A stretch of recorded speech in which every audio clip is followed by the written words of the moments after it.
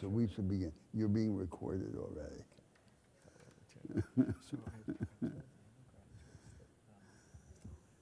Film screening of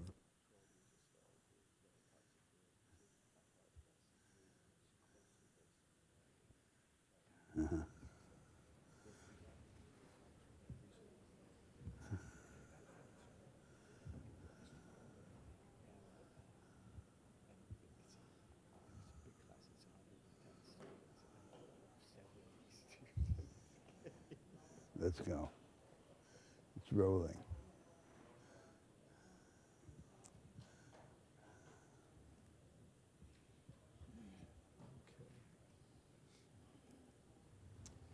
Good afternoon. I will start by summarizing or synthesizing where we are today, in part based on the reading for the week is Michael Lind's The New Class War, Saving Democracy from the Managerial Elite, and then Roberto will jump in, and we'd love to have a discussion today, much as we have in the past, both between Professor Unger and myself and you all as well. Europe and North America have been experiencing the greatest revolutionary wave of protest since the 1960s or the 1930s, according to Lind. And the issue is based on power, power in government, power in the economy, and cultural power. The first class war in the West began, as we highlighted last week, Gilded Age industrialization. And the reforms were partial and limited until mobilizing for war, especially in the early 20th century, especially World War II. And in and after World War II, democratic pluralism emerged, meaning that power brokers who worked with working class and rural constituency bargained with elites in government, the economy, and in culture. And in this era of democratic pluralism, the societies of the North Atlantic enjoyed an almost unprecedented or mass prosperity and reduced inequality. From the 1960s to the present, there's been a declining fear of the great power conflict. This reduced the incentives of Western elites to make concessions to Western working classes. The post-war system has been dismantled in a revolution from above that promotes the material interests and values of the college-educated minority of managers and professionals, hence the managerial elite, who replace old-fashioned middle-class capitalists as the dominant elite. Technocratic neoliberalism replaced, in a sense, democratic pluralism. And corporations have fueled the deunionization and labor deregulation to the detriment of workers. Firms embrace global labor arbitrage in the form of offshoring production to poor workers abroad or employing immigrant workers to weaken unions and to escape the constraints of the national labor regulations. In politics and government, local mass membership organizations have given way to parties controlled by donors and by media consultants. The power of national legislators have been usurped by or delegated to executive agencies, courts, or transnational bodies in which college-educated professionals have far more influence than working-class majorities, whether native or foreign-born. And in culture, including media and education, religious and civic watchdogs have lost power. We've already talked about that, the decline of church attendance and the decline in one's understanding of faith in God or its equivalent. Often this is a result of activism by judges born into the social elite who share their libertarian and social views with university-educated peers. Now this technocratic neoliberal revolution from above in many nations was carried out by members of aggressive and powerful managerial elite, and it's provoked a populist backlash from below by a defensive, disempowered, native working class, many of whom are non-white. So one statistic, a substantial number, as a way to highlight this, a substantial minority of black and ethnic British voters supported Brexit. And in the United States, essentially 30% of Latinos voted for Trump in 2016, and in 2024, 42% of Latino voters cast their vote for Trump. Large numbers of alienated working class voters, believing that the political systems are rigged and that mainstream parties ignore their interests, have also embraced demagogic populists, not only such as Trump, but as Nigel Farage, Boris Johnson, Marine Le Pen, and Matteo Salvini. These populist demagogues launched similar counterattacks on dominant neoliberal establishments in all three realms of social power. In the economy, populists favor national restrictions on trade and immigration to shield workers from competing with imports and immigrants. 2, in politics, populists have favored national restrictions on trade and immigration to shield workers from competing with imports and immigrants. In politics, populists denounce neoliberal parties and factions as corrupt and elitist.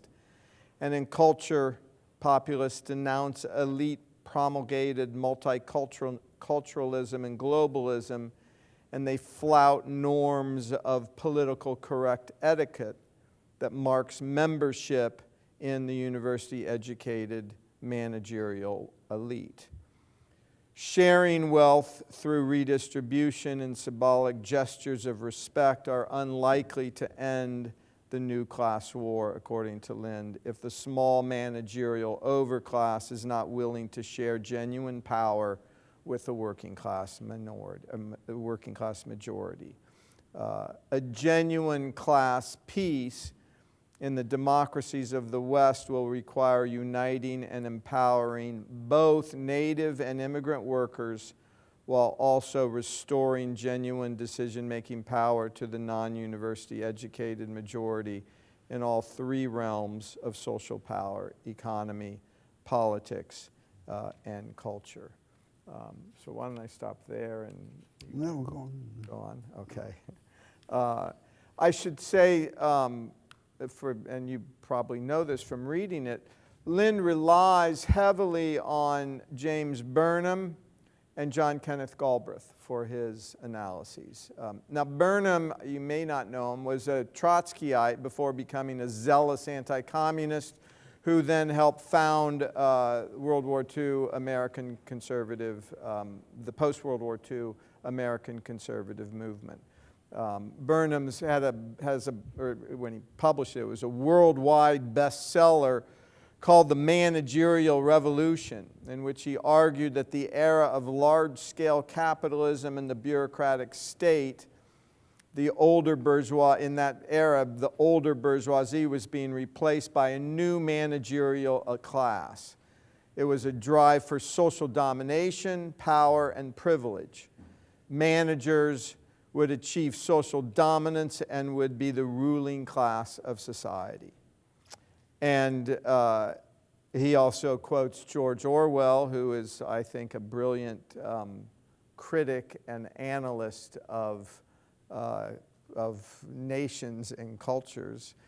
Orwell summarized it by saying it will be a new kind of planned, centralized society, neither capitalist nor democratic. Rulers will control the means of production. Business executives, technicians, and bureaucrats and soldiers will become managers. The new managerial societies will not consist of a patchwork of small independent states, but rather of great superstates grouped around the main industrial centers in Europe, Asia, and America. These superstates will fight among themselves for possession of the remaining uncaptured portions of the earth. Each society will be hierarchical, with an aristocracy of talent at the top and a mass of semi-slaves at the bottom. Orwell's superstates exist today, according to Lind, under NATO, NAFTA, EU, Russia's Eurasian Economic Union, and informal influences around China. Burnham's theory of managerial revolution is similar, according to Lind, similar to John Kenneth Galbraith's economic theory, in that both believe that a new ruling elite had displaced the old bourgeoisie and aristocracy. Galbraith called the new elite the technostructure of the nation, of the West more generally. The most important and powerful managers are private and public bureaucrats who run large national and global corporations, government agencies, and nonprofits.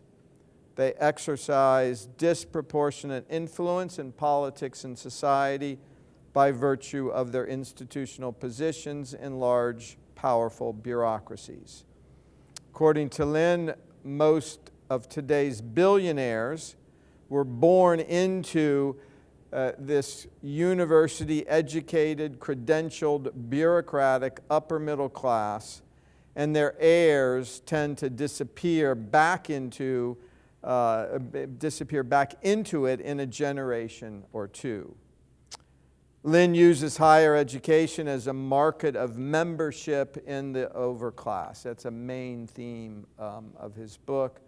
In Europe and the United States, 3 in 10 citizens have college degrees. A third of the population provides almost all of the government, business, media, and nonprofit personnel. They are all college educated. Even fewer citizens have graduate or professional degrees, who are a big part of the membership in the college-educated managerial overclass. It's no more than 10 to 15% of the population in a Western nation.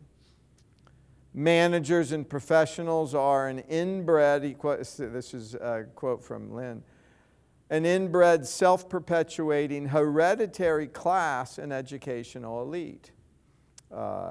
And in the United States, college students have 1 or more college-educated parents. The political differences correlated with education can be found among racial and ethnic minorities as well. In the Brexit referendum, the chief trait predicting support for the Leave side was lower educational qualifications, which Brits considered, those voting for it, considered more important than race and ethnicity. If a united working class voted against the overclass would lose every election. The national working classes have always been divided, however, in both politics and religious, regional, and racial, and ethnic, and ideological cleavages, which is why they have not had the power that they could have.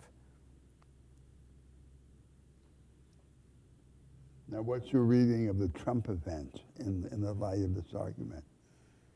I think the Trump event is, and the Trump election reflects, it's ironic, it reflects this divide between the managerial elite and the working class, or the plebeians, so to speak, or the struggling Americans. And Trump has been brilliant at connecting with them and reaching them, and in a way that Lind describes a number of figures who have done the same. In many respects, next week we'll be discussing Huey Long. In one sense, Trump is a kind of successor of Huey Long, who is, Huey Long, like Trump, became very successful. Huey Long, like Trump, was brilliant at connecting to the working class, the lower class Americans or people who felt alienated from the site and the source of democracy and of power and of possibility. But wasn't Huey Long a genuine populist? He was a genuine populist. But so the question is Trump a genuine populist? There are a number of Americans right now who say he is, not because of where he grew up and his being born in the manner, so to speak, but because of his rhetoric. Rhetorically, there's a very good case to be made that he's a populist. Not in terms of his jet, not in terms, but I think far too many progressives and Democrats and radicals see Trump as not smart, as a lunatic, and I think Trump is very effective at reaching his base in these 5 or 6 or 10 word missiles that are very effective and very popular and powerful. But aren't there 2 wings of the Trump regime? That is, there's the Musk wing and there's the Bannon wing, right? Yeah, and so far the Bannon wing seems to be losing out big time, yes, right? Yes, but the Musk, I don't think the Musk wing is gonna last long either. I think part of it is rhetoric. I think Musk as a public figure, as a public speaker, in my view, doesn't hold a candle to Trump. And same with Bannon. Bannon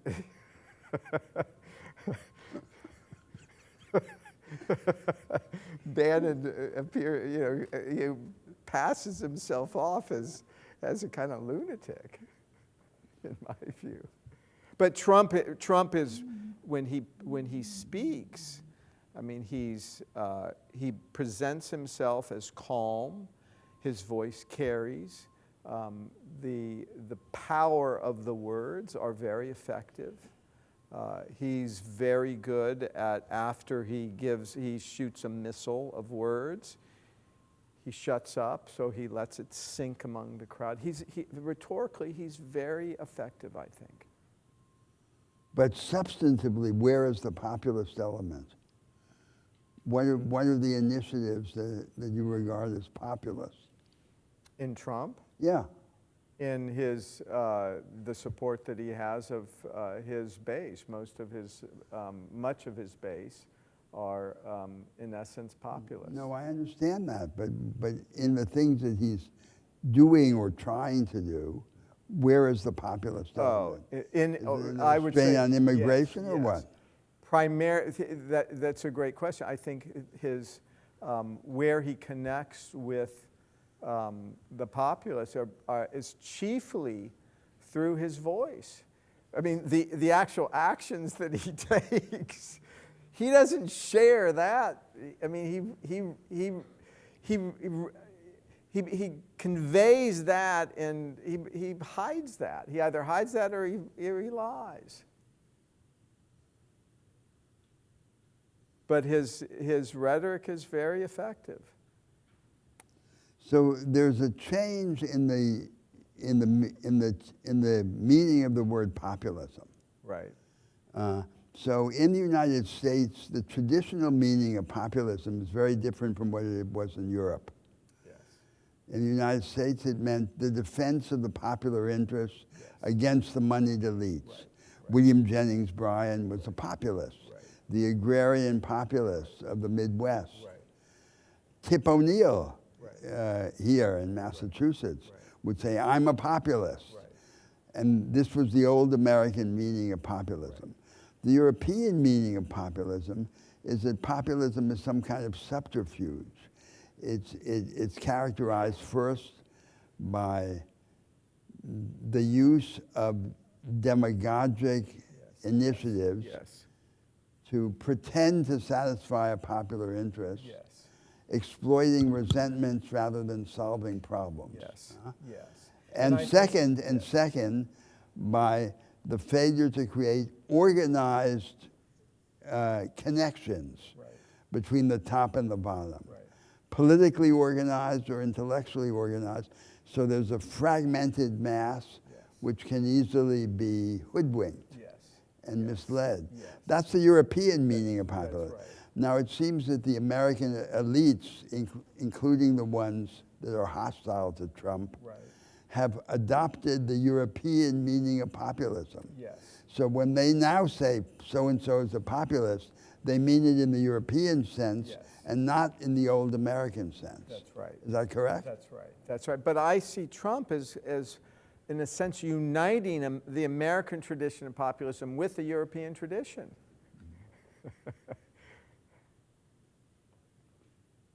As a way to attract more people, I think. And I don't know if he even recognized what the European tradition of populism is, but it's part of his rhetoric, often. The way that, yeah, I would see it. I mean, I would feel free to. Now, John, you didn't say anything about how the country got from before to this situation, to the situation that Lynn proposes to interpret. So there's the war, the Right. war economy, Right. and the presidencies between the war and Trump. Right. Could you say a few words about that? I can say a few words and then I'll turn it over to you.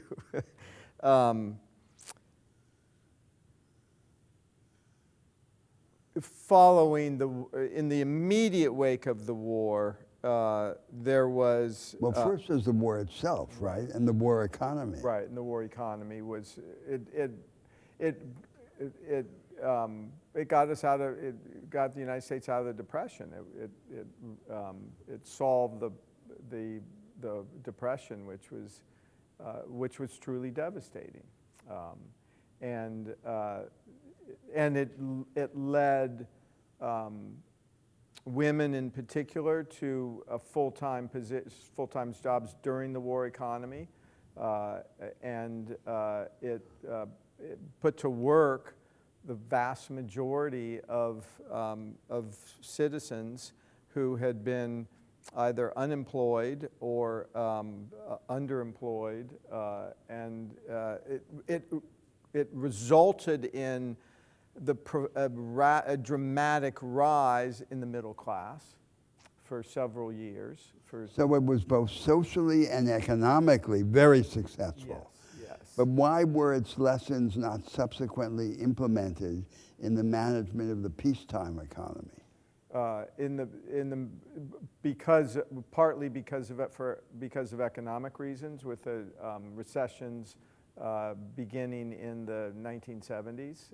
That was and the oil crisis played, I think, a role in it, an important role in it. And it was a small window, really, from the 1940s, especially 1950s, and with that also, more people were able to go to college than ever before. It was a kind of golden age of college attendance by especially veterans, which was unprecedented. And they finished college and wanted to, and imagined themselves to be middle class at least. And by 1970s, that did not happen for a lot of graduates. So I think we should consider what actually happened in the country in this period, Right. from the 1970s to Trump, to this middle period. Right. And so the New Deal, as we discussed before, Right. started with an early period of institutional experimentation. Right. Then the funnel narrowed Right. to the provision of antidotes to insecurity, Yes. of which Yes. the most Yes. the most characteristic instance was the Social Security program, Yes, the Glass-Steagall Act against bank runs and so forth. that's right. The institutional experimentation persisted in the particular domain of the housing market Right. and the creation of the governmentally sponsored enterprises, Fannie Mae and Freddie Mac, Right. which were the basis for the subsequent deepening of the capital market in the United States. And partly as a response of post-war families. Then there was this sensational interval of the war economy, Right. in which massive mobilization of resources, radical but inchoate institutional experimentalism, that was the formula. The combination of resource mobilization at tremendous scale with institutional experimentation in how to run the economy. Never congealed into a formula that could be reproduced afterwards. That's right. Right. Then, after the war, the focus on consumption. Yes. Consumption-led growth, Yes. right? Yes. And so then there's a situation in which inequality in the United States in the closing 3 decades of the 20th century increased dramatically. Yes. And the Americans were managing their economy on the basis of consumption-led growth. Yes. And I should say that the whole idea of consumption, a number of scholars see they want to backdate a consumer society to the revolutionary era, antebellum era, which is just, I think, Fantasy. a fantasy. But the essential, thank you for mentioning that, the essential theme of how one defined the United States in the post-war economy is that the United States is a consumer economy. So there's a famous, it was on television, and in fact, Nixon had I think if I remember, I can show it to you next week, but had a debate with Russia and distinguished between the United States and Russia by saying, we are a consumer society. That in the United States, you can purchase pretty much anything. And I mentioned last week that when Roosevelt was asked, what book would you like to see in the hands of every Soviet child? He said the Sears Roebuck catalog. Right, the Sears Roebuck. So it starts with FDR. So the interesting question is, how were the Americans able to reconcile mass consumption as the basis of growth with a radical increase in inequality? Yeah. Because mass consumption, in principle, presupposes democratization of purchasing power. Yes. And part of the explanation seems to be in the democratization of credit. Yes, yes. So the way in which they squared the circle, or one of the ways in which they squared the circle, was the democratization of credit, the creation of what you could call a fake credit democracy, right. to replace a property-owning democracy. Right. Which is a reflection. In turn made possible by the overvaluation of the housing stock as collateral. Yes. And the consumer society more generally. And that formula right. of credit based on housing yes. to mask the consequences of inequality then was part of the background of the run-up to the financial crisis of 2007, 2008. Right. Now, there was one other feature which seems to me very significant, that the way in which the world economy was being run, right? So there were surplus economies and deficit economies. Right. The United States was the #1 deficit economy. It imported, it ran trade deficits and it ran capital deficits. And the reverse side of these American deficits were the Chinese surpluses. So China exported goods and services to the United States in excess of what it bought, and it exported capital. So in China, there's a debate about changing the Chinese model of growth because this export-led growth is regarded as unsustainable. And therefore, they say, everyone says, China has to deepen its internal market and have growth led not just by export, but also by internal demand, the deepening of purchasing power inside China. The problem is that this is not a simple technical accounting operation.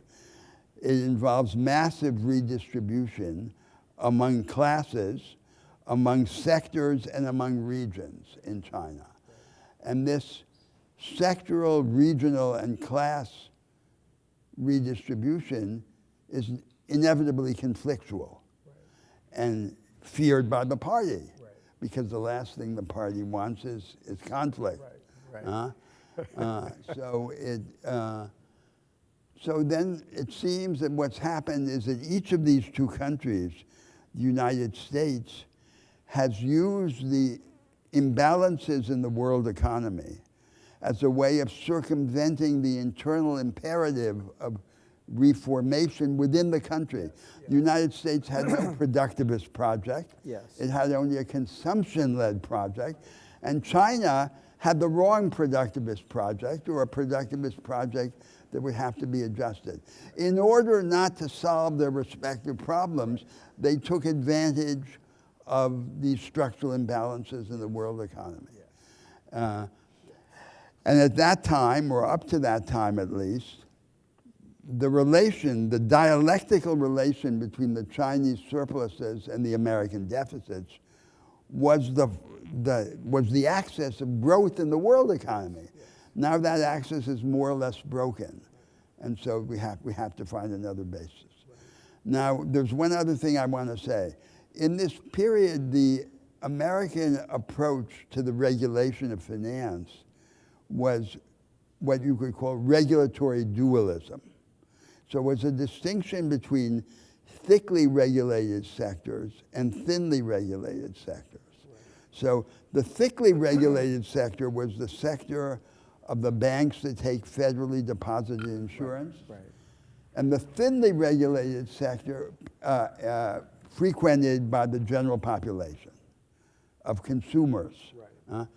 The thinly regulated sector was the sector frequented by high net worth individuals and financial professionals. And the argument underlying the strategy of regulatory dualism was an argument of paternalism. So the high net worth individuals with their advisors and the financial professionals don't need this thick regulation. That was the justification. But what happened was that many of the maneuvers and products and services prohibited in the thickly regulated sector were reformulated under a different label, repackaged, and pushed into the thinly regulated sector. So the thinly regulated sector was used as a way of circumventing the restraints of the thickly regulated sector. And that too was part of the background to the financial crisis of 2007, 2008. Now, then the financial crisis comes, and what happens? So you could say, in a nutshell, nothing happened. That is, there was a series of regulatory responses, because it was the widespread belief was finance is the squeaky wheel of capitalism. It has to be re-regulated. And there were 4 regulatory projects. There was a partial reinstatement of the old New Deal project of Glass-Steagall.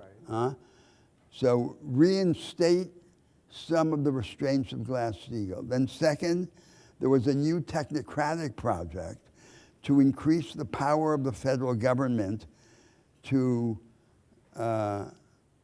reconstruct failing financial organizations, too big to fail and so forth.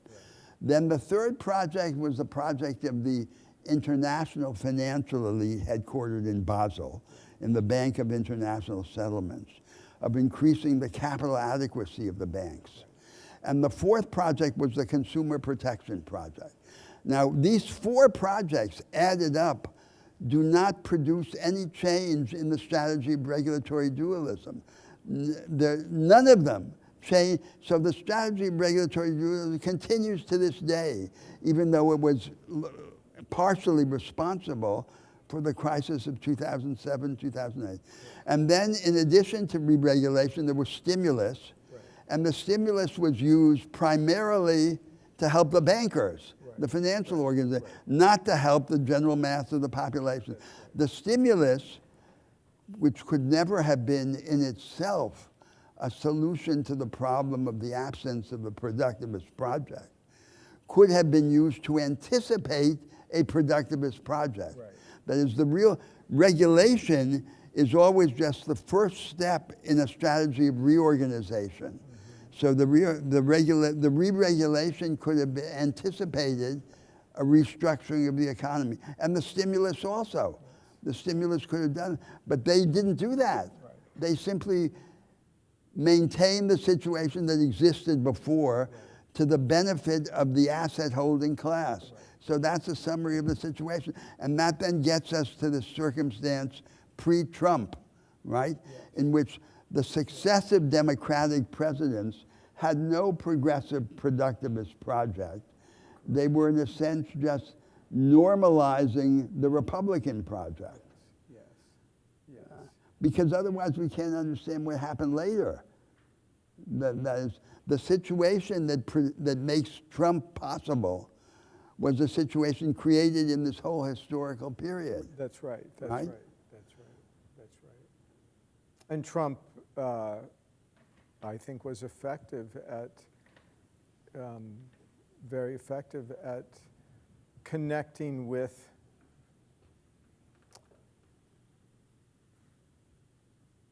lower middle class people from rural areas. Yeah, so there it seems that a crucial element extending Lynn's argument there is that the working class, called in the United States the middle class, that the working class was divided into two sectors. So there was a sector of qualified workers who participated in the penumbra of the new economy, like registered nurses, for example, or machine repair people. Or medical technicians. Yeah, and those just continued in the normal, with the normal political options of the working class. It was no longer big unions, industrial labor, but it was this world of qualified technical labor. But the unqualified ones, the uncredentialed ones, were the ones then who were abandoned or dispossessed and threatened, and they then became the object of this plutocratic populism, right? Which is then the basis, the popular basis, insofar as it has a popular basis, of this operation of the new right in the United States. So one question that I would have for you is to what degree did Trump and does Trump's base of lower class working class individuals, to what degree did he suggest or convey or advocate for them, he wouldn't have used the term, but of embracing this profoundly outdated economic model of a artisanal ideal of... There's no artisanal ideal. No, there's not, but so many of his base, I mean, they see themselves as almost independent. They don't have a full-time job. They're able to. No, but that's a new phenomenon. That's Yes. not the phenomenon of the property owning, the little proprietors, the little entrepreneurs, the little tradespeople. That's the phenomenon of this propertyless Yes. Yeah. working class, Yeah. right? Yeah. Without even the academic credentials, Right. they could make up for the loss of property. Right. And so do you see them, in one sense, even though they don't use the term, seeing themselves as independent artisans? No, I think in the United States, everyone would like to see himself as middle class. Yes. That is Yes. unless you're extremely rich, Right. your tendency is to say, I'm middle class, even if you're That's rich, right. right? That's right. And if you're poor, your tendency is also to say you're middle class Right. in order to say, I'm not part of the riffraff. That's right. So, but this is a form of collective self-deception, right? Yes. Because there is a class structure, Right. and the class structure is not accurately described by these words, Right. Right. as we discussed before earlier in the class. So, if you agree, John, what I would like to do now is to go back over the arguments we've been having since the beginning of the course and summarize some of the key ideas and debates that we've been having. Okay. And should I do that? Yes. You start, and I will yeah. jump in. Yes, jump in at each point. So first, let me say that because John and I are engaging the argument here from somewhat different starting points, right? Right. And my starting point is because I'm not an American, despite appearances. So my main perspective is the American project or the American experience in its use for humanity. Yes. Yes. That's what interests me more than the question of the United States for the Americans. Yes. So it's not the nationalist perspective. So in general, I think the world is divided into these sovereign states, Right. and it must be divided. Right. Because humanity develops its powers only by developing them in different directions. That's right. And if these possibilities of humanity are not embodied in institutions Right. under the shield of armed states, then they're just folklore Right. floating in the air. So they must be embodied in this way. Right. But for that embodiment, we pay a terrible price. Right. And the price is war Yes. and the risk of war among these armed nation states. So in judging the national experience, these national projects, we always have to remind ourselves of the price that's being paid, which is horrific, but seems nevertheless to be necessary. Instead of simply celebrating the greatness and glory of the different nation states and forgetting about the price. Right. Now then, the first major debate we had in the course, and what I think is the one that is the most original element in our arguments, is the emphasis on the original American project in the period between independence and the Civil War in the North. That's right. That's right. It's the idea that the United States in the North, in those crucial decades of the early 19th century, Was a true democracy. it had this petty bourgeois, petty commodity production economy, a petty proprietorship. And what comes closest to what became the subsequent description of a property-owning democracy, of little guys, right? So there was an elite, a small elite, an inchoate elite, but the mass of Americans were these relatively equal people. Yes. And this misled Tocqueville into his fundamental misinterpretation of the United States, That's right. which is that the Americans had a passion for equality, whereas in fact they had a passion for a certain kind of freedom. And that was revealed in this model. So, and this was Just to say, Tocqueville, as a European, was unfamiliar with the nature of equality or of freedom that existed in the United States. Yeah, because he was preoccupied. He was really preoccupied with France in writing about the United States, and he was using the arguments about the Americans as a way of arguing about Europe. That's right. That's exactly so right. And the Americans aren't reading him that way. That's right. That's right. So this experience and aspiration that the Americans had was not unique to the United States. It was widespread in the world, especially in the North Atlantic world, and in the countries of late English settlement, as I said in one of the past classes, like Canada, Australia, New Zealand, South Africa, and so forth. And there was a problem which no one solved at that time, and the Americans didn't solve it, no one else solved it. And the problem was, how could this emphasis on small scale be reconciled with the aggregations of scale, of capital, of technology required by an advanced contemporary economy? Exactly. Right?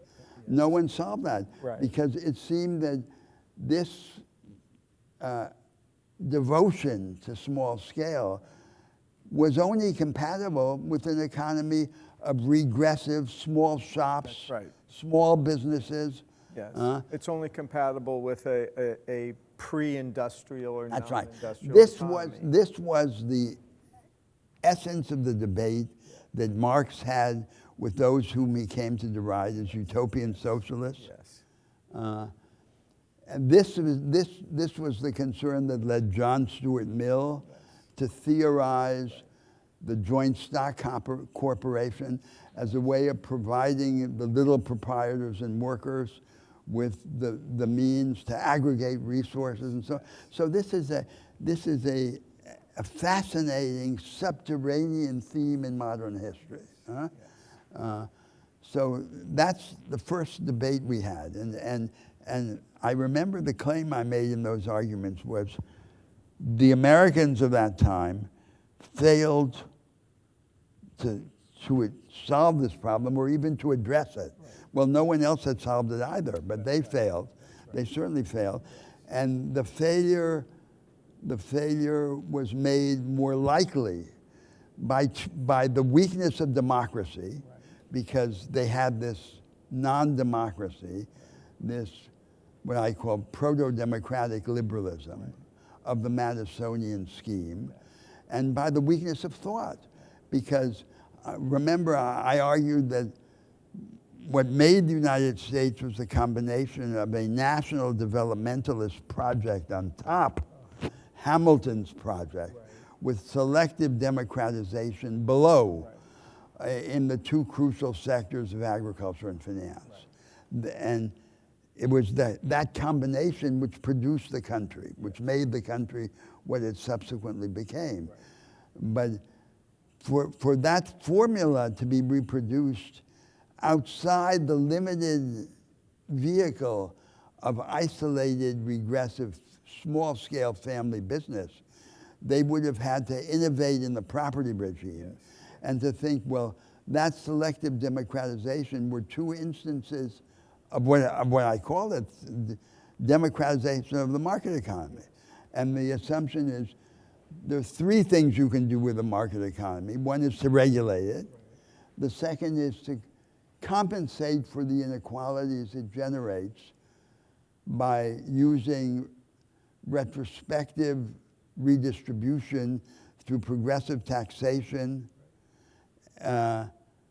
or social spending, redistribute social spending. And the third thing, which is the most important, is to reinvent it, to reinvent its legal and institutional architecture. They never had that idea. And to this day, they don't have that idea. So if you go now to the Kennedy School or the economics department, no one discusses things from that perspective. So that's the first set of debates. Now, then the second thing is, let's say, the war economy. The war economy was massive resource mobilization and institutional experimentation, but in Kuwait. So it was another opportunity to retake this failed project of the early 19th century. But the Americans didn't see it that way. They said it was an exception required by the special circumstances of the war and had no pertinence to the management of the country in peacetime. Now then, the third set of debates was about the New Deal. So the New Deal is the object of veneration by the American progressives. It's what they nostalgically look back to. And they have a sentimentalized interpretation of it, qualified only by their lament that Roosevelt didn't take civil rights more seriously, right? Correct. Otherwise, it was wonderful. But it wasn't wonderful. It was in its early period, it was focused on this corporatist restabilization, cartels managed by the government, orchestrated by the government, managed competition to the end of restabilizing the economy, combined with using the government as an employer of last resort for the labor unions and the regional development authorities, just like Hitler and Mussolini did in Europe. No substantive difference. Until it narrowed to the provision of antidotes to insecurity and then consumption after the war, with all the troubles that we discussed later. So it's not a good model for what is needed now. A much better model, paradoxically, is the early 19th century. If we could then solve the problem that was left unsolved of the property regime and the aggregations of scale. And how do we solve that problem? Yeah, exactly. So because there's a technical problem. So which is about the redesign of the property regime, but we have to not just imagine what the long-term speculative solution is, we have to imagine a series of intermediate stages by which we can get from here to there, which the gradual redesign of the market order on the industrial side and on the side of the relation of finance to the real economy. So there come the great themes of creating an inclusive knowledge economy to replace the knowledge economy for the few by a knowledge economy for the many, redesigning the relation between finance and production so that finance is enlisted more effectively in the service of production rather than being allowed to serve itself, and dealing with the problem of labor, because in this age of the insular knowledge economy, the majority of the labor force is abandoned to unstable, precarious employment. And the technique of the 20th century of countervailing power of unionization, which Lind proposes, is not appropriate to the 21st century. That's correct. So we need a different way of resolving the problem. Okay, so that's the fourth debate. So then we have these debates that we just had at the beginning of class today, about what comes between the end of the war and now. And what comes is a situation in which we have consumption-led growth, increase of inequality, and it results in the crisis. The crisis would have been a huge opportunity to address these problems. and to create an inclusive productivist project in the United States. But the opportunity provided by the crisis was squandered by the presidents of that time, people like Obama, who wasted the opportunity, right? And so the country did not use the crisis as the opportunity to begin to form this productivist project. So were there people at the time who recognized the possibility of a productivist project? None that had any influence is the answer. And you can just, well, we all here, we were alive at that time, and we saw what happened. And you saw these debates or non-debates that took place, and there was no productivist project. So very simply, a major presupposition of that whole period of crisis was that the United States had stopped producing enough goods that the rest of the world wants.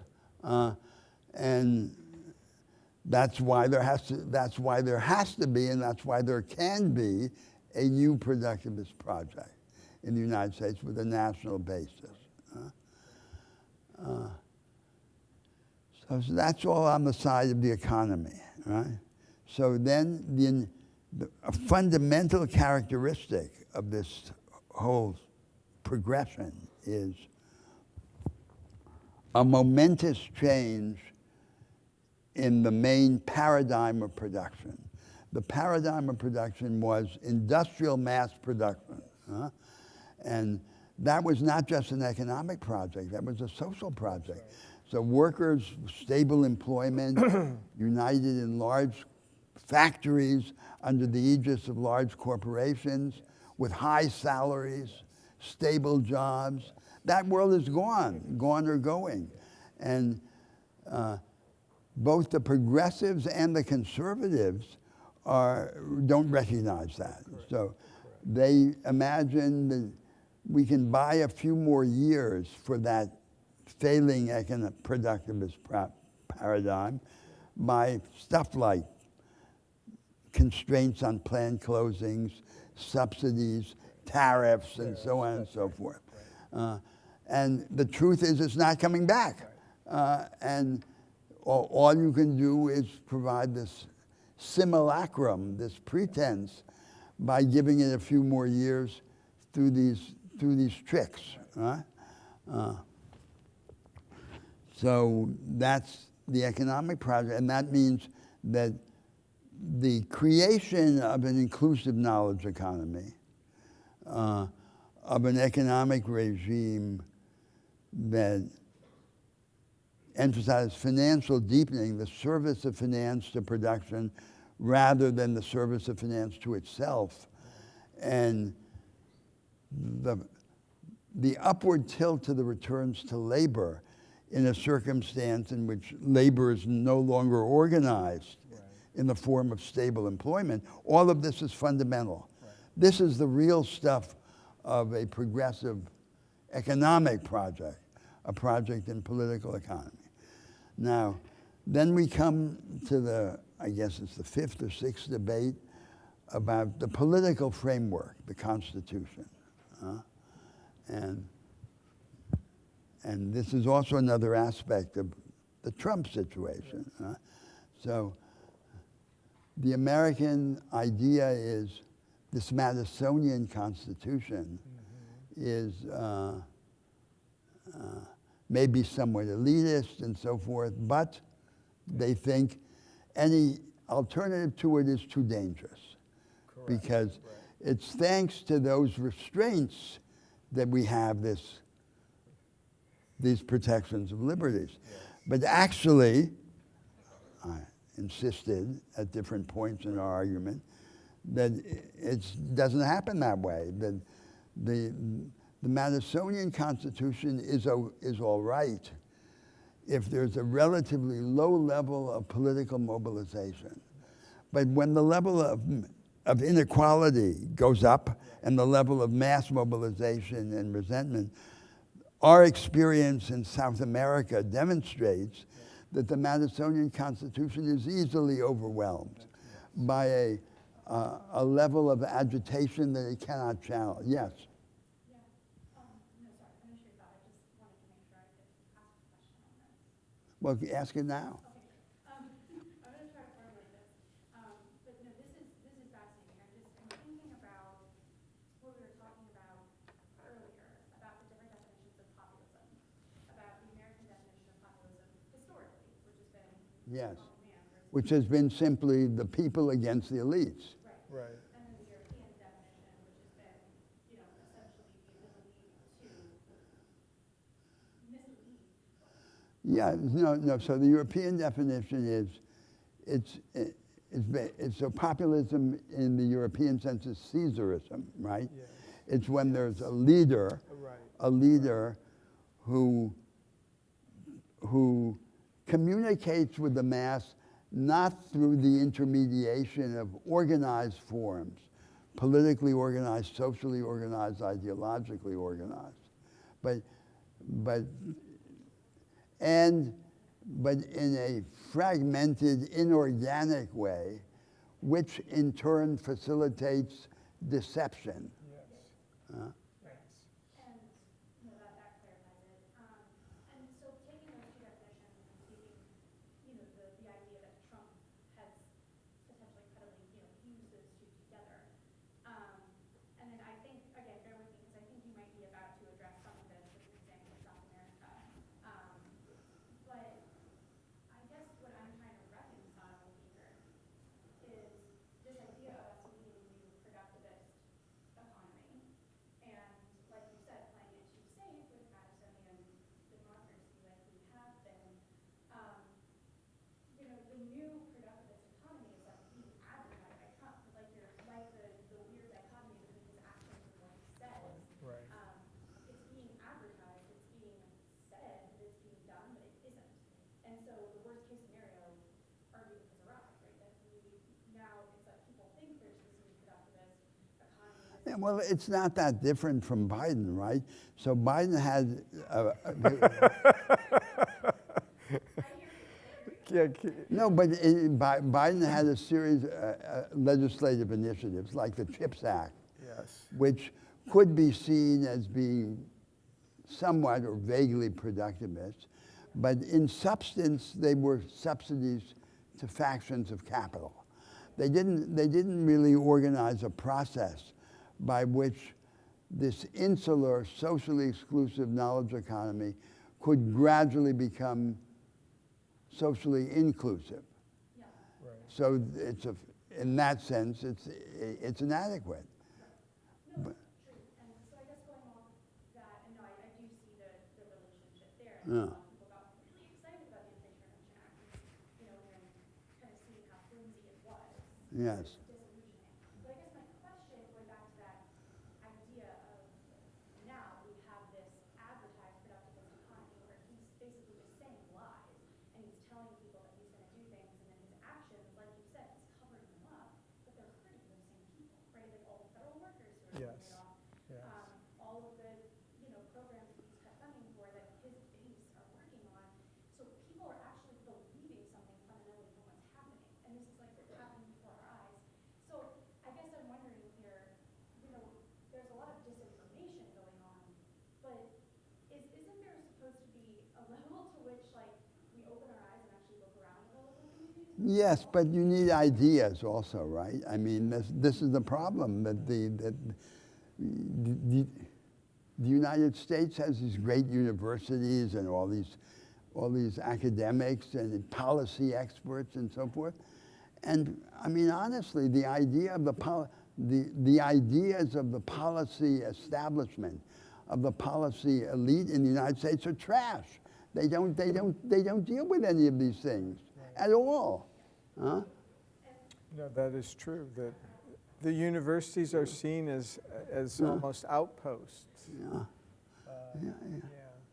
One more slight question, and I'll stop, but I feel like this is getting to my main question, which is like, at that point, the bottom line of what I'm asking, at that point where people in our own communities are actually suffering because of what Trump is doing, Right. people think Right. that everyone else around them must be benefiting because of what they're being told. I know, but so we need enlightenment, right? And politics has this pedagogic aspect. Higher democracy, we need to reestablish. Yeah, so more democracy, not less democracy. You can't have more democracy with the lights turned off.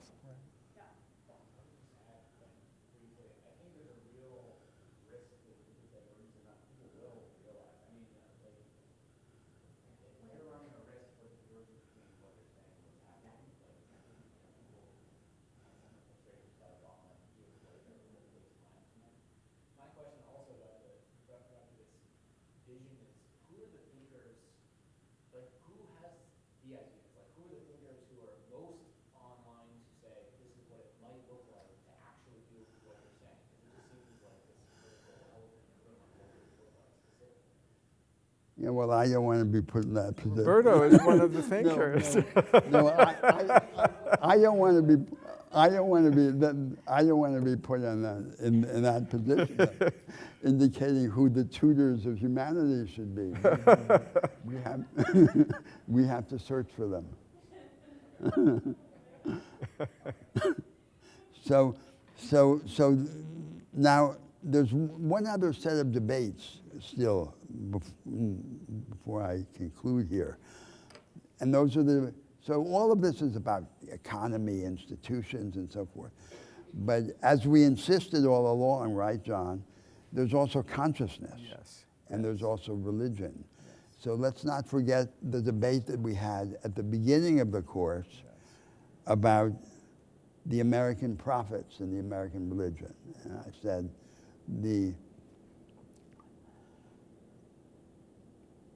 idea, the essential idea was this idea of the divinity of the ordinary person. Yes. Huh? The- So, which is the secular form of an idea of agency. The most powerful ideal in the world now is the enhancement of agency. Yeah.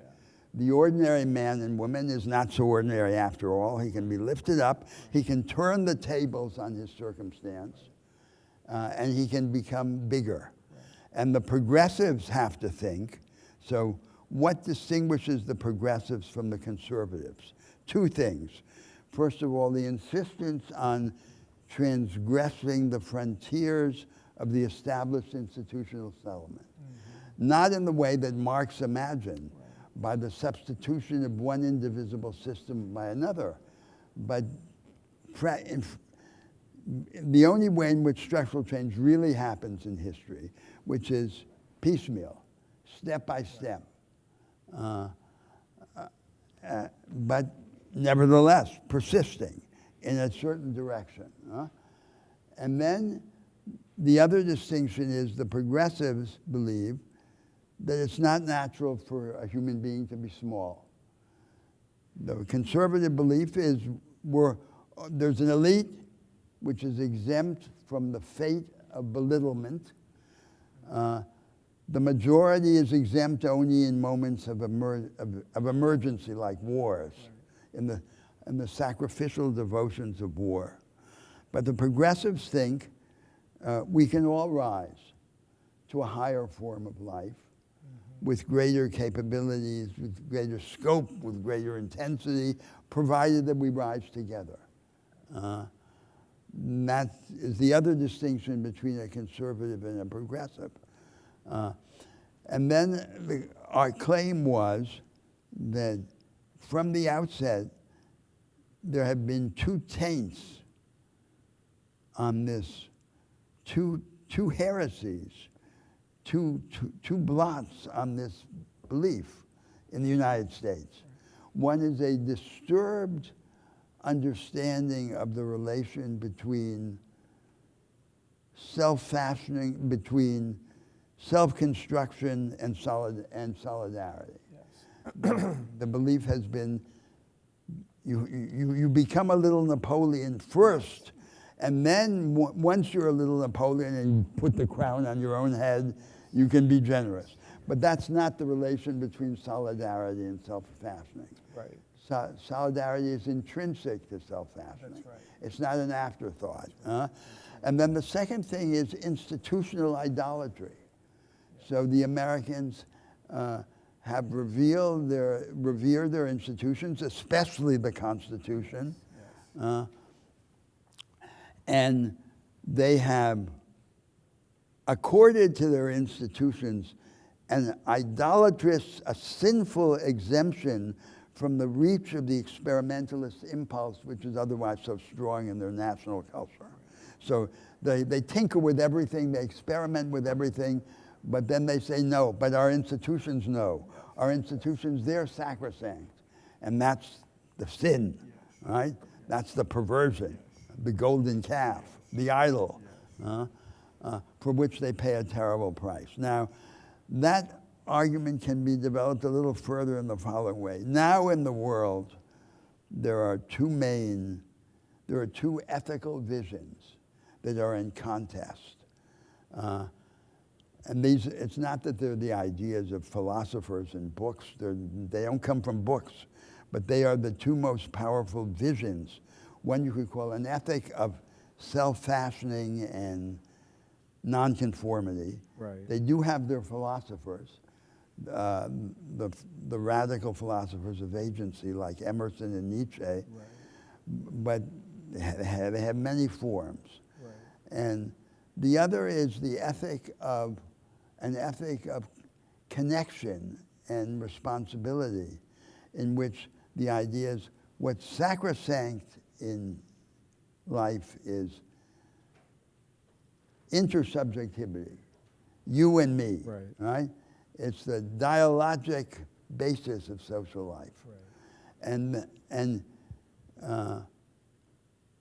these two ethical visions are now, first of all, behind these two ethical visions lie two great imperatives, functional imperatives of contemporary societies.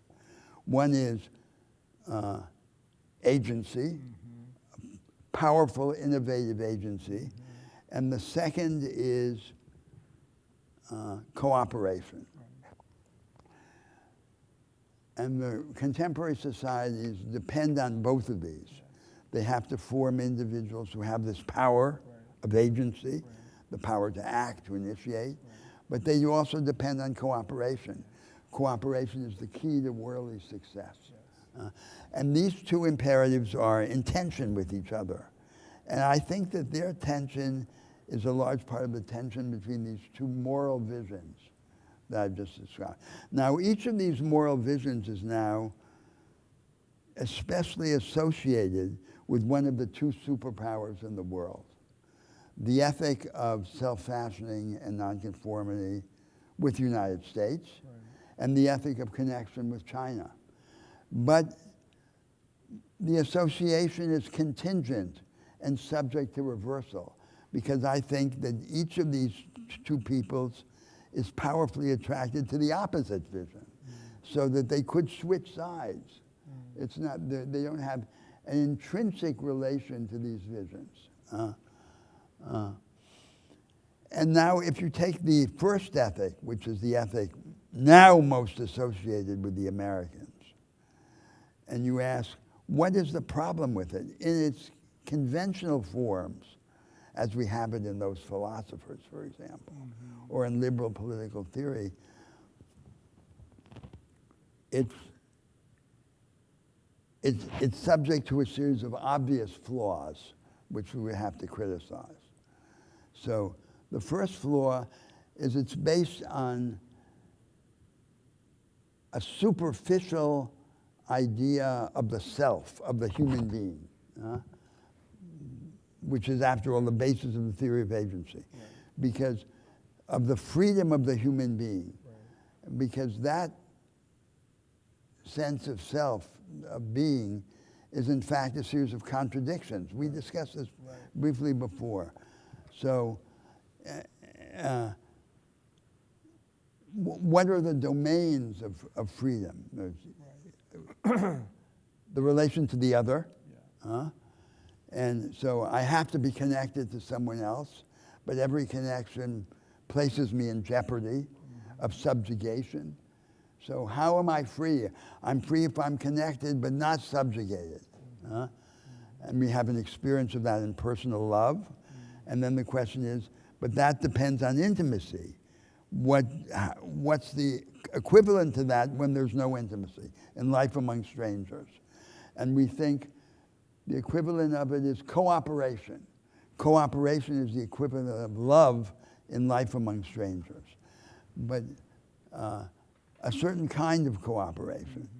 So the second contradiction is I have to participate in a social world, right? No one is free in the forest. Right. You're free engaged in a social world. But every engagement in a particular world seems to require, as the price of engagement, surrender. So the question is, how can I participate without surrendering? How can I participate but continue to resist? How can I deny the last word to the world in which I'm participating and keep the last word for myself so that I can be an insider and an outsider at the same time? Huh? And then the third domain of contradiction is the relation of the self to itself. To be free, I have to form a habitual way of being, a character. Right. But this being, if it congeals, becomes then the mass that sucks the life out of me. Yes. So I have to be able to form this habitual way of being, but to disrupt it from within, so it doesn't become a mummy within which I die slowly, many small deaths. We need a more complicated conception of the self and of freedom for this moral vision of agency. Now, the second defect is this vision lacks an adequate political vision. Classical liberalism is not an adequate political vision. It's not a political horizon for many reasons. First of all, it's based on a false theoretical presupposition, which is the central tenet of liberal political philosophy, that we can distinguish between an impersonal right and a factional good, right? There's an order of right which is neutral among conflicting visions of the good, and that's the liberal order. There is no such neutral order among visions of the good, because every institutional order tilts the scales in favor of some forms of experience and against others.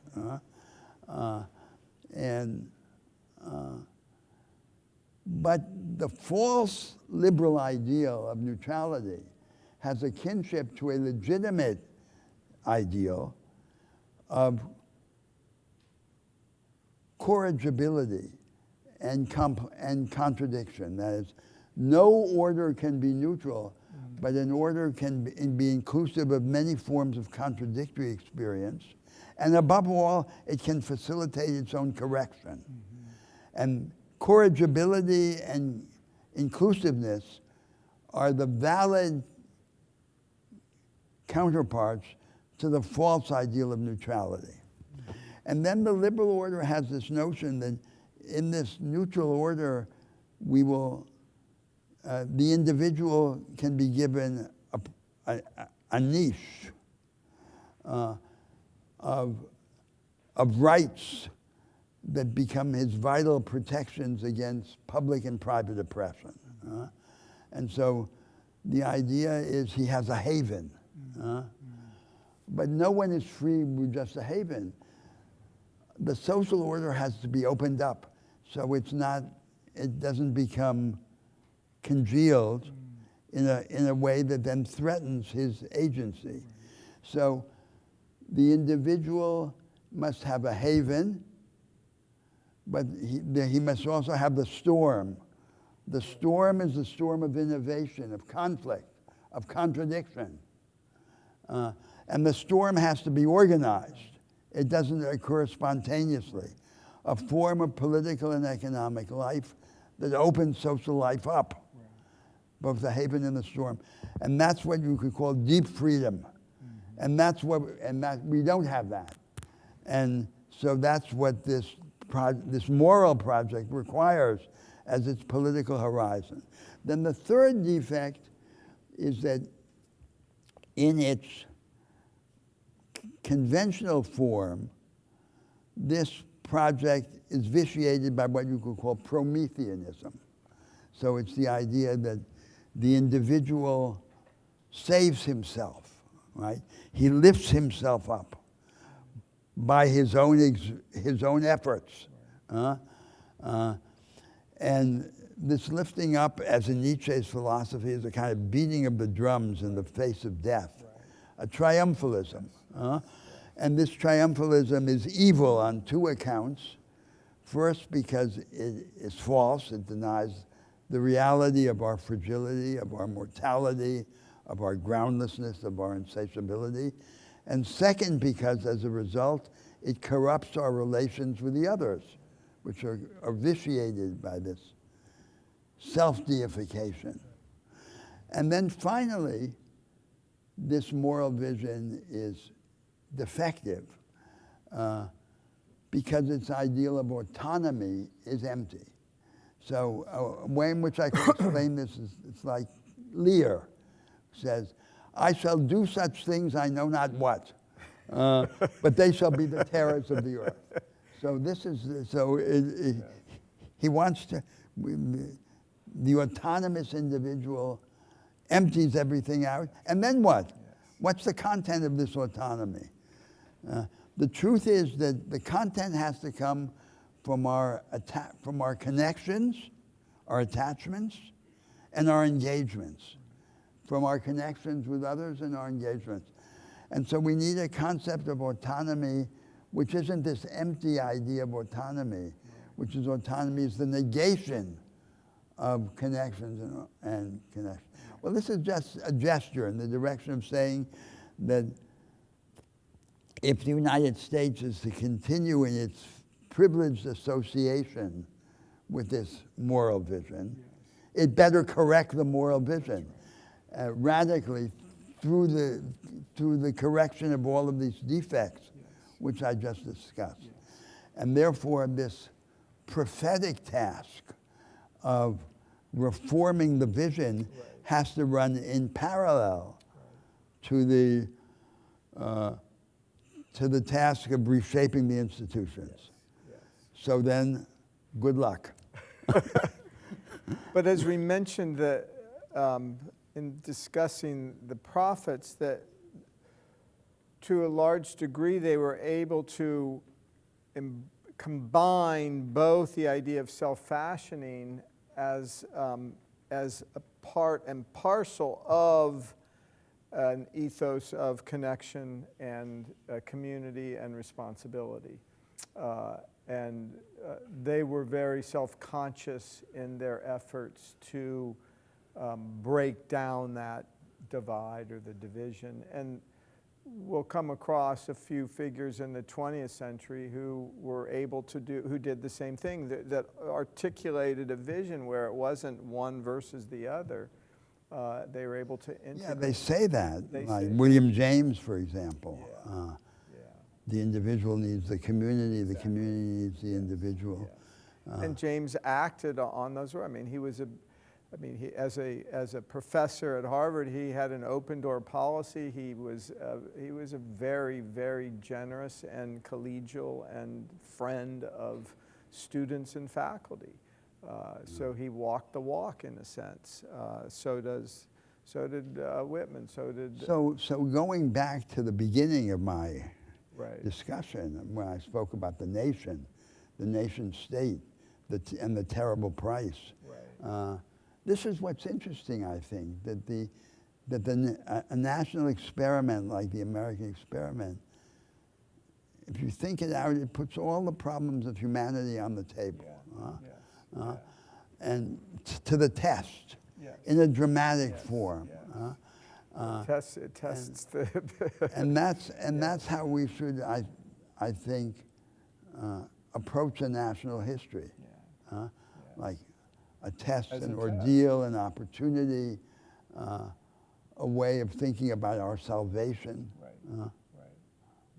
What's the relationship between a nation's self-image or self-identification with what actually is happening on the ground?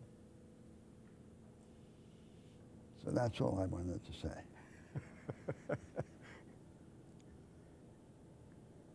Questions? Yes.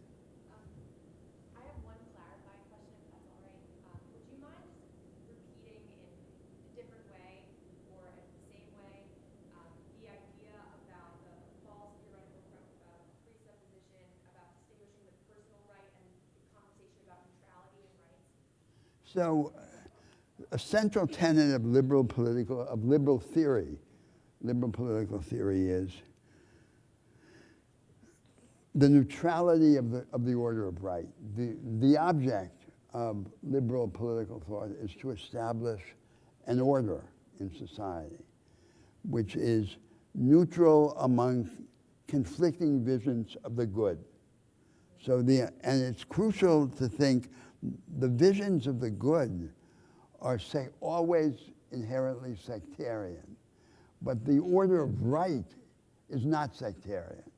And that's what makes it possible for people with different religions, different moral beliefs, to coexist peacefully in the same liberal order. So that's the crucial distinction in liberal thought, is between the neutral right and the sectarian good. Now I say then, in opposition to that, it's a false distinction, because no institutional order, no order of right can be neutral. Every order of right tilts the scales, encouraging some forms of human experience and discouraging others. Mm-hmm. So it's a false idea. And the claim of neutrality is always made in favor of its opposite. So when we claim when we claim that a certain order is neutral, what we're doing in effect is immunizing it against attack. Right. And by immunizing it against attack, we make it even less neutral. So that's why I say it's contradictory. Nevertheless, I go on to argue, the claim of neutrality has a kinship to something else, which is not illusory, which is real. One order of right can be more capacious than another, more open to contradictory forms of experience. And one order of right can be more corrigible than another. That is, it can be organized in a way which facilitates its own revision. It can offer itself for subversion and for criticism. So openness and corrigibility are the legitimate counterparts to the illegitimate ideal of neutrality. Yes. That's the claim. Yeah. And then that further extended by the notion that under the false ideal of neutrality, we have this notion that freedom consists in giving people a haven in which they're protected against forms of oppression that come from outside. And this relates to the analogy I think I've suggested once with the love of a parent to a child. So the parent says to the child, I love you unconditionally. You have an unconditional place in my love. Now go out into the world and raise a storm. So that's the true nature of freedom. So the haven is not enough unless there's the storm. And the concern of this way of thinking is all about the haven. Where's the storm going to come from? The storm has to be organized. And the storm is the contradiction, the conflict, yes, which opens us up to the possible, to the new. That's right. The storm prevents a stasis that is too easy to exist or to be created within a haven. Yes. And now, so we can all judge, John. Is this way of thinking that I'm suggesting in contradiction to what the Americans believe? I mean, it's in contradiction to these dogmas of liberalism, but I don't know that it's in contradiction to the deeper American beliefs. I agree with you. I agree with you. I think the the deeper American beliefs are consistent with the haven and the storm. But it requires, I think it requires more effort and more reflection and more a greater understanding of oneself and one's world. It requires essentially a degree of intellectual scholarship to reach that point, which is making a big case for the significance of education in the broadest sense. I think that the reason why I think that this view can appeal to the Americans is it's related to the notion of vitality, which has tremendous weight in the United States, right? That so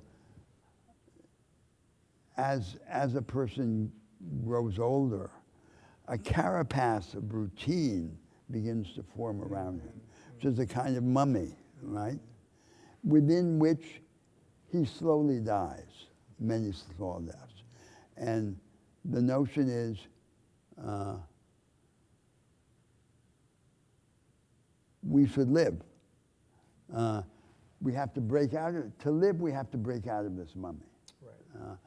And the role, and you can't will your self-transformation, but you can will to put yourself into situations in which you're vulnerable. Yeah. So the leitmotif of pagan philosophy, of the philosophy of the Greeks and Romans, is stay out of trouble.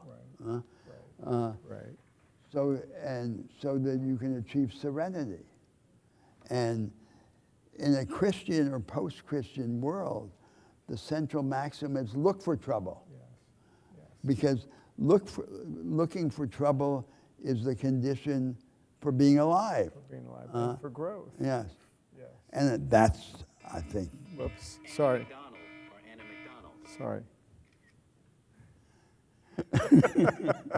I thought I had it off. And that's an American. Yes.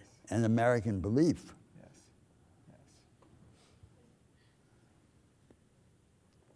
Yes.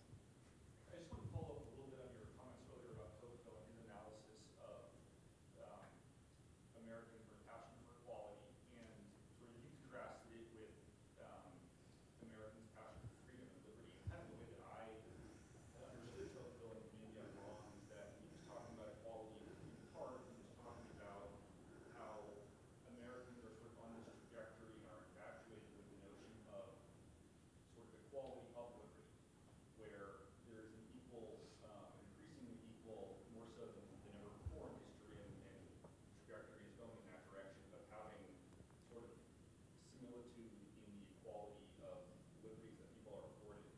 And I was wondering sort of what you think of that, or if you can. Well, I think there's a lot to that, Yeah. because that's conforms to this model of the petty bourgeois society in which everyone is a little proprietor, a little tradesman, the ideal of property-owning democracy, which goes up in the books as a theoretical matter. It persists. Look at Rawls, for example. Rawls's theory of justice. The emphasis there is on equality. Equality as redistribution. There's almost nothing about institutions. So if you combine the institutional skepticism or agnosticism with the profession of egalitarian faith, and you sum them up, what's the result of that sum? The sum is that you have a philosophy of compensatory redistribution, which is intended to be a kind of philosophical prop or pseudo-philosophical prop of compensatory redistribution under institutionally conservative social democracy. And there are all the defects of institutionally conservative social democracy. So if you believe that the priority is structural change, you wouldn't have started that way. But then Rawls has a little section toward the end of his book, which he himself laid great weight by. He gave great importance to it, called property owning democracy. And he says, a property owning democracy is much better than a social democracy in which there's compensatory redistribution in the social democratic sense. So he thinks that this model of which we attributed to the Americans in the early 19th century was better than what he seems to be proposing in his book, because that's the compensation prize. If you can't have property owning democracy, then you can have this other thing in which there are big businesses and little businesses, and you have compensation by redistribution. So I think that's what's interesting. And regarding, he himself regarded that as superior to what seems to be the main proposal of his book. Right. At the end, yes. And we're asking here in this argument about the early 19th century model, how could it cease to be unrealistic? Under what conditions would it be compatible with the requirements of a modern economy? That's right, which Americans found out in the wake of the war. That it was incompatible Yes. with the form of the property That's regime right. that they knew. That's right. That's right. So then, in order to have a modern economy, they came to think you need to have J.P. Morgan That's right. aggregating the resources, Yes. forming the trusts Yes. in alliance with the big businesses, Yes. Yeah. and then you can't have the republic of the little guys. No, it's the Gilded Age destroys that prior vision. Yes. I don't know if this is possible right now, but if you had to boil down the principle of American democracy, what would it be? Because part of what I'm like trying to reconcile, I'm thinking a lot about like Socrates, Plato, and Aristotle, as well as Hannah Arendt, and her discussion with them about the principle of the republic being virtue, and then how that then relates to this new vision. Like, what does it look like for America to be? It's not just the energized democracy. It's also like, what does it look like to be good and for everybody to have a shared vision of what is? No, but I think it's a shared vision. So to understand something like that, like Hannah Arendt's vision, you have to take into account what is the founding distinction in modern political thought. It was Benjamin Constant, the Swiss-French political theorist of the early 19th century, contrasted the freedom of the ancients and the freedom of the moderns. So the ancients was the myth of republic in Rome, Sparta. Politics is central to life, is the central activity. That was Hannah Arendt's vision. It penetrates everything. The freedom of the moderns is the flesh and bones individual who has real interests and for whom politics is ecstatic. That is, politics is an anomalous activity because the ordinary activity is the pursuit of your ordinary interests and not this thing that you're thinking day and night about the republic and the collective interest. So in this contrast, the only possible starting point is the freedom of the moderns, what Benjamin Constant called the freedom of the moderns. The freedom of the ancients, as described by people like Arendt, is a fantasy, and which arises simply by the negation of the present reality. You turn it upside down and you say the opposite of that is supposedly what Sparta had, what Rome had. So that's not a starting point. But so you have to start with the freedom of the moderns, but then change its character. So, and one way of thinking of it is this. So the freedom of the moderns is you have a framework of arrangements that you take for granted. And then you make moves, which are the ordinary moves of the incarnate flesh and bones individual within that framework. From time to time, under the provocation of crisis, you challenge and change pieces of that framework, right? So how would you become freer and more powerful? How would you enhance your agency? If there were less, if the distance between these two categories of moves narrowed, so that the moves by which you challenge and change the framework arise more naturally and continuously out of the ordinary business of life. So the structural change is not this big revolutionary event, but it's banal. It's something that is an extension, and then you become more powerful step by step, little by little. That's the way in which you begin to diminish the distance between these two things, and you acquire what the defenders of the freedom of the ancients wanted in a form which is more practical.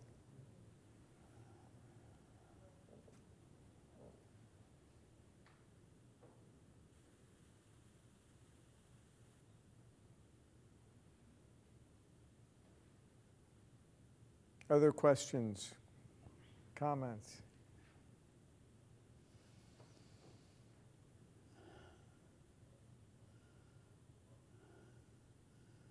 You want to leave us with a concluding observation, John?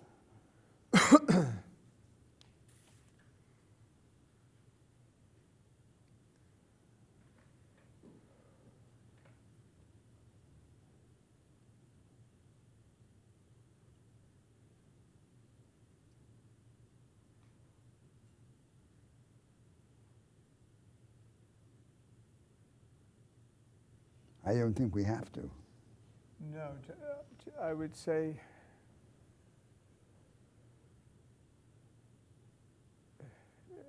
this is very somewhat simplistic, but it requires a tremendous hard work and dedication and humility to really to achieve a democracy.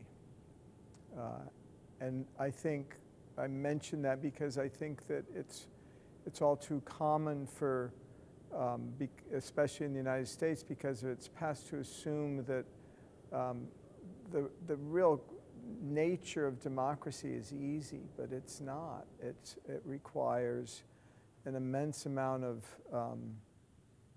humility, immense amount of work,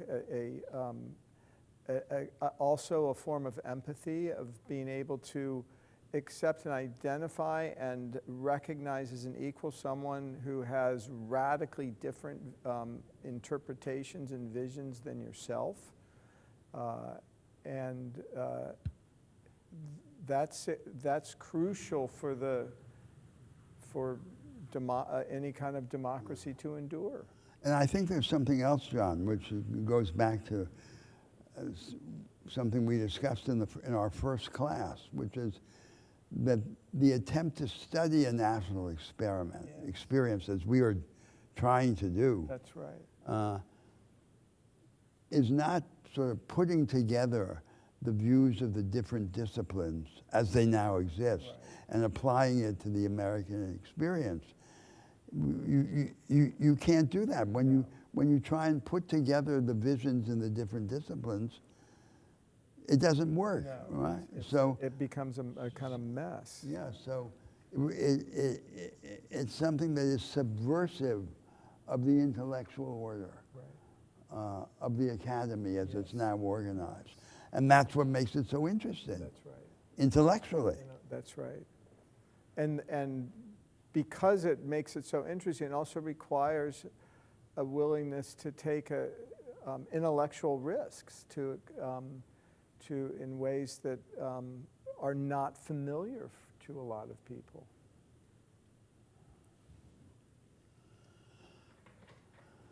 So, should we stop?